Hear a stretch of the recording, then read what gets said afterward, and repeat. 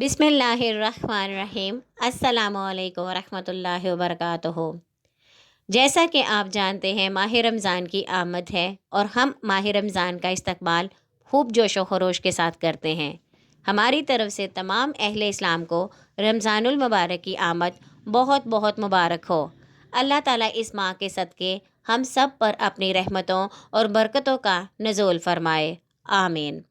रसूल मकबूल सल्लल्लाहु अलैहि वसल्लम के इरशाद का मफ़हूम है कि जिसने रमज़ान के आने की खुशी मनाई, अल्लाह ताला उसे 1 साल तक खुशियाँ नसीब फरमाता है, और जिसने रमज़ानुल मुबारक के जाने का गम मनाया, उससे 1 साल तक गम दूर रहता है।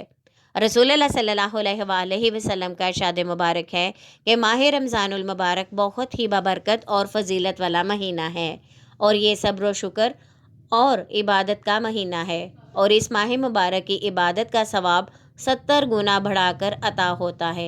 जो कोई माह रमज़ान में अपने परवरदिगार की इबादत करके उसकी खुशनुदी हासिल करेगा, उसको बहुत बड़ी जज़ा अल्लाह ताला अता फ़रमाएगा। अल्लाह ताला इस आने वाले रमज़ान को हमारी ज़िंदगी का बेहतरीन रमज़ान बना, आमीन या रब्बुल आलमीन।